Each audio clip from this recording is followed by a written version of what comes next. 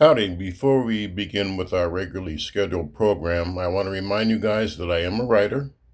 I recently had a story called I Made Him a Sandwich, published on 7 Story Publishing, /WordPress.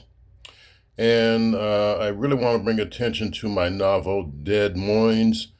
Chapter 1 is on my channel called You Can't Pick Your Neighbors. So, having said that, a man and a dog walks into a bar. The bartender says, "We don't serve animals in here." And the guy says, "Well, this is a very special dog. He talks." And the bartender says, "Yeah, right." So the man says, "I'd like to have a beer. My dog would like to have a gin and tonic. I'm going to the restroom and I'll be right back." The man turns his back to the dog and begins cleaning glasses. And the dog goes, "Excuse me." The man turns around and says, "You can talk."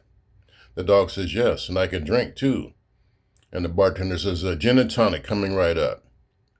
So he whips up a gin and tonic, gives it to the dog, and he says, "We don't give many animals in here." And the dog says, well, for these prices, I could see why not." And the bartender says, "Do me a favor. If I give you $50, I want you to go down to Joe's bar, tell them that everybody in there is a bunch of sissies from Mike's bar." And the dog says, "Sure." So the bartender gives him $50. The owner comes from the bathroom and says, "Where's my dog?" And Mike, the bartender, says, "Well, I gave him $50 to go down to Joel's bar to tell them they're a bunch of sissies." And the guy says, "Okay." So they walk down the street, and the owner sees the dog humping a poodle.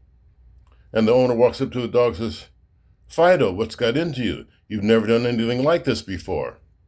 And Fido says, "I never had $50 before."